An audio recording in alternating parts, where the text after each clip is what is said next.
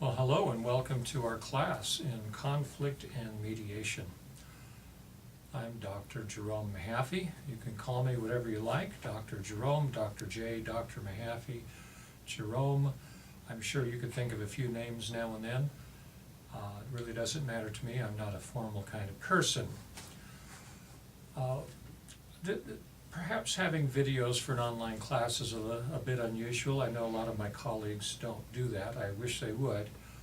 But my central intent in doing this is for you to hear my voice, to see my face, for me to underscore some of the ideas from our textbook that need to be grasped as the more important ideas, at least in my view. Many times a textbook will have all kinds of stuff in a chapter and they just use chapter headings, but the authors don't highlight things, and certain things should be highlighted perhaps. So I don't intend for these lectures to be a replacement for reading the textbook. I'll pull some quizzes out of the textbook. We'll talk about that in a minute, but here's your textbook for the course, Conflict, Interpersonal Conflict it's called, by Joyce Hawker and William Wilmot. This is the 9th edition that I've got. When I took this class at Arizona State, we used the 2nd edition, and I think I have taught this class from the 5th edition, 6th, 7th, 8th, and now the 9th edition. I've been teaching this class many years. And you can probably use one of the older books. The 8th edition I think is okay, and if you need to save a little money, go ahead and buy an 8th edition textbook, and that should be just fine, though you may miss a few quiz questions. Okay, as we dive into this class here, let's talk about procedures a minute. There'll be a chapter quiz, a quiz on each chapter, just about 10 questions or so. Vocabulary is going to be key.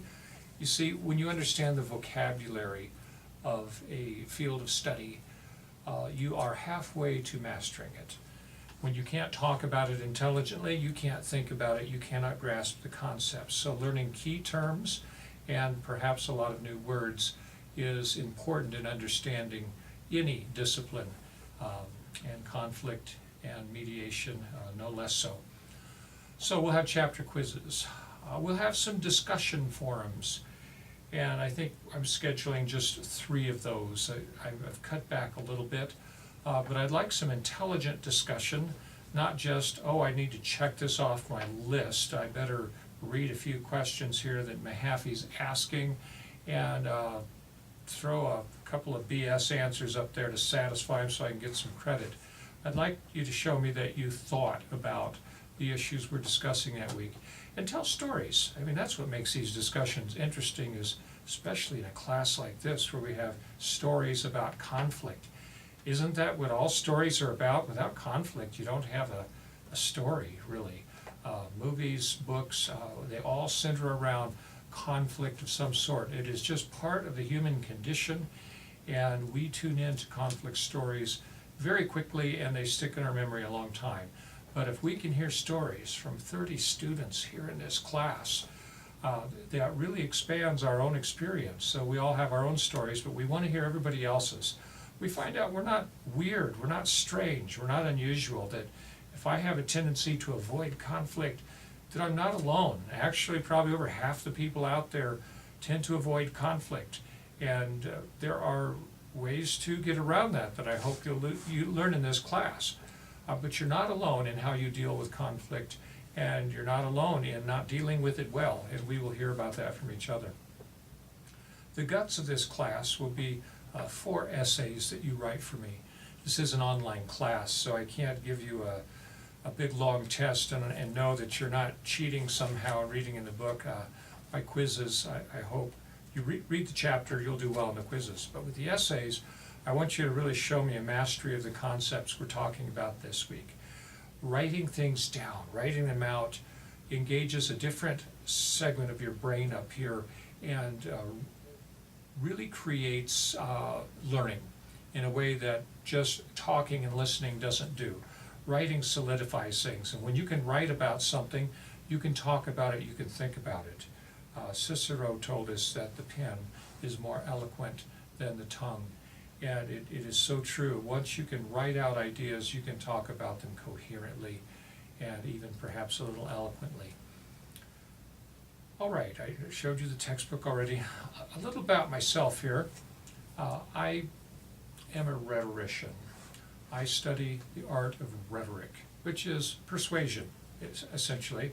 And persuasion happens everywhere, in advertising, in the media, in the movies, in public relations efforts out there, interpersonal persuasion, people just trying to convince their friends and other people to do what they'd like them to do.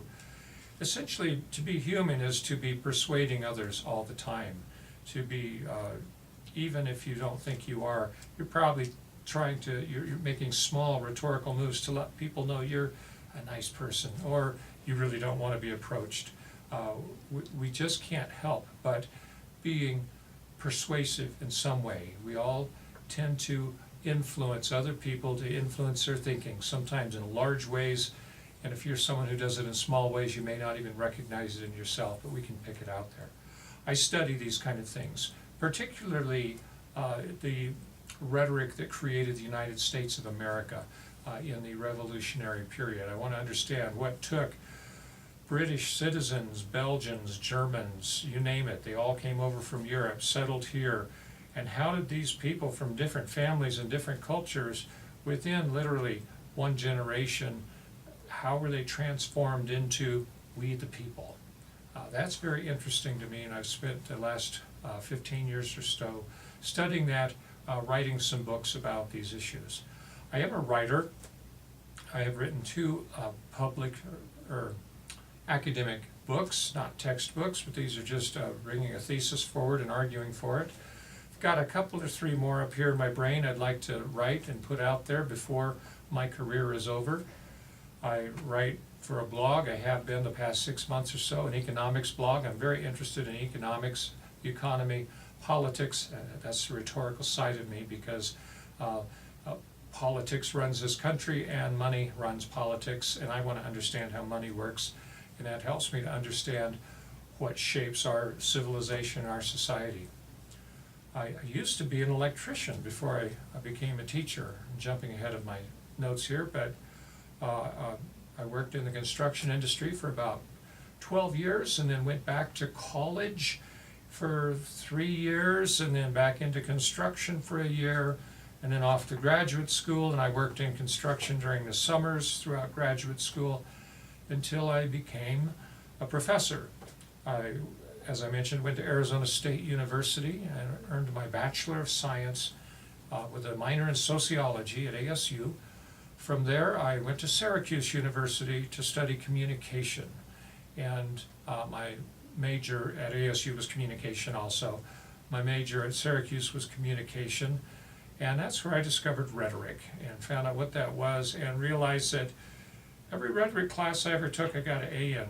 Why do I want to study quantitative research methods? Let's just kind of switch over to something that comes naturally.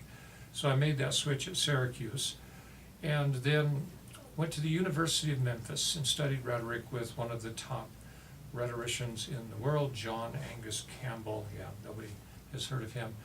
And while there, got to study with some other top people in rhetoric at Northwestern University. Went to a couple of specialized conferences for a few weeks at a time, and really got some good input into my life, got my brain scrambled, got my head turned upside down studying this stuff. And after I got out of college and went into the professoriate at Indiana University, everything started settling into place. You'll find that after you graduate from college. 2-3 years after college, it all makes sense. Even the classes you thought you hated, oh, you probably still hated them, but you realize what you gained from those, and it all fits into place. I taught at Indiana University at a branch campus, a lot like ASU West is to ASU, and it was out in the eastern part of Indiana, and became the department chair of that department, was a professor, and earned tenure, wrote books, and got burned out. And my health went bad, high blood pressure, other nagging problems, gaining a lot of weight actually, and I realized I needed a change. So I started looking for work after about 12 years and found this position here at Northern Arizona University. I'm no longer a professor. I no longer have to publish or perish. I can simply teach classes like this, which is what I enjoy doing the most. So I'll still keep publishing and writing, but I don't have to anymore, and that has taken so much stress off. I don't have to be on the important committees anymore and go to all the really important meetings with people that are having conflicts throughout the university. So I can just kind of relax and teach, and that's what I like to do. Okay, about me as a teacher a little bit. There's a concept I call the hard edge or the soft edge. A hard edge teacher, you know those type. They're the assholes, to put it gently. They want everything their way, and you know the type. I'm more of the soft edge teacher. It's not my job to determine if your excuse is acceptable or not. I really just want you to finish the class, and I take a softer approach to everything. I don't have harsh deadlines. I just want you to communicate with me when you're having problems in the class. Let me know what's going on. You can turn the paper in late. I've got to take a few points off to make it fair to the people that worked their rear ends off to get it in 5 minutes before the deadline. But I'm going to accept your paper. You know, I brought a paper to a professor once. Great professor, but hard edge.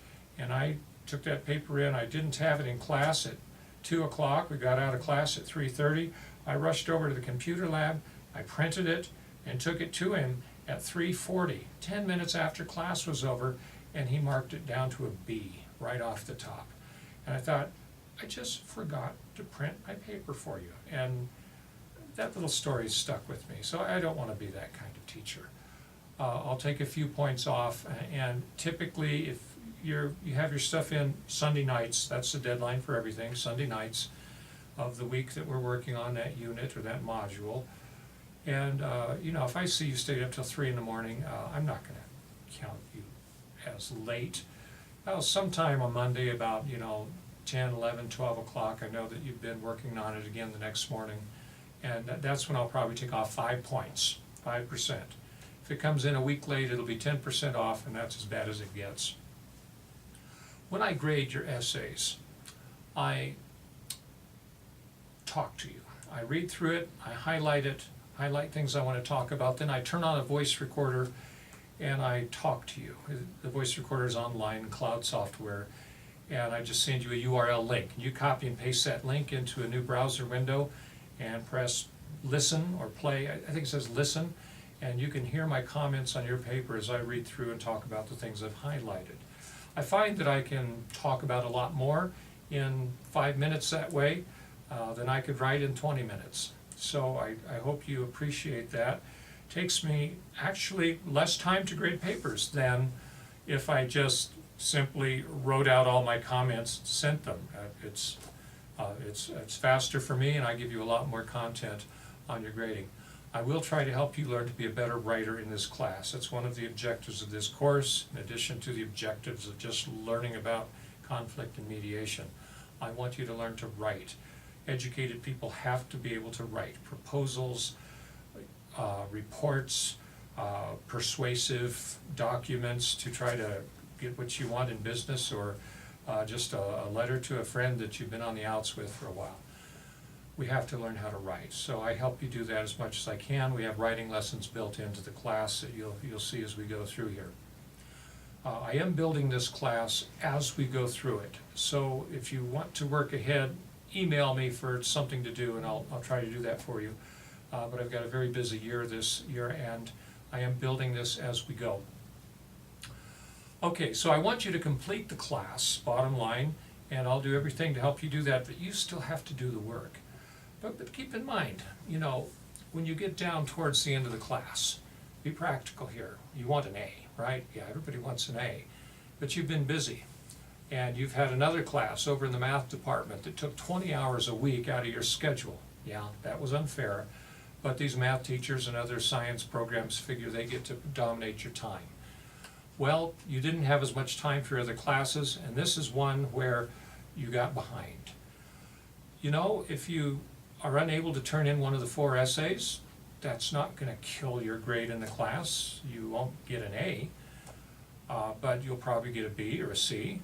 If you can't turn in a couple of the essays, you'll probably still pass the class. And you know, especially if you're just working towards a degree, just pass the class. You need a C or better, I think, for it to count in most programs. And so that's kind of, don't feel like the world is ending until you're struggling to get a C grade. And at that point, definitely we need to communicate, and maybe I can help you through the assignments. The quizzes and the discussions, really those don't take you hours and hours. Read the chapter in 45 minutes, take the quiz, it's an hour's work. To do a discussion, read through the questions, think about it a day or so, then come back the next day and put down your thoughts on paper, send them to us, and respond to some other people. That's part of your discussion credit. It's just a speech. If you just throw your stuff up on the board there, discuss it with people, respond back with them, and try to maybe draw some more out of them. Okay then, and then writing the essays. I think you can get these done, and even if you don't write the best essay or do your best work, give me something to grade, and I think you'll get a decent grade. Remember, I said I was kind of a softie here.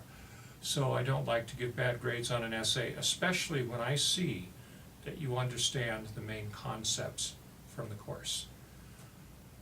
Okay, why study conflict finally? Well, lots of reasons. Number one, you're going to have lots of conflicts in your life. You've already had a lot of conflict, or you avoid it a lot. It just happens. And what you can learn in this class are some practical techniques for improving your style of conflict, for being more satisfied with how things turn out when you do have conflict, and from keeping conflict from looking like this, where you're right in somebody's face yelling at them and talking over each other. We don't want it to get to that. Violence is an ultimate form of conflict, although I consider yelling at somebody verbal violence. And it can be very damaging to some people. Some people just brush it off, no problem. Other people take it deeply, and it bothers them for years. And you don't know who you're working with when you have a conflict with somebody, and if you raise your voice, you just don't know how it affects that person.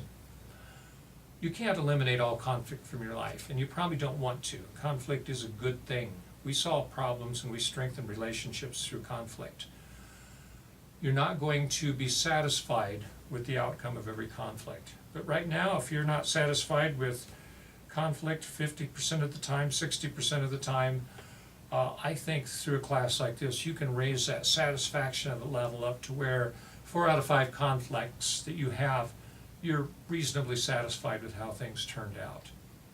And that's why we want to study it and we want to practice it. I want this class to be a practical course. I'm not going to ask you to go out and start conflicts with people in practice in that sense, but what we'll do is we'll examine conflict situations.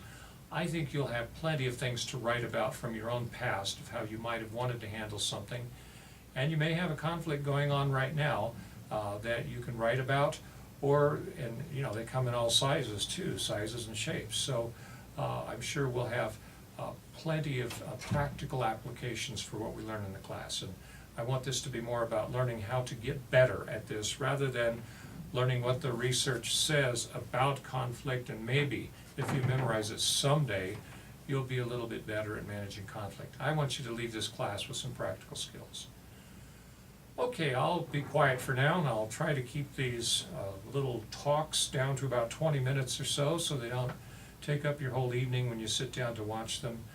And thanks for watching, and we will talk to you in our next lecture for Chapter 1. Have a great day.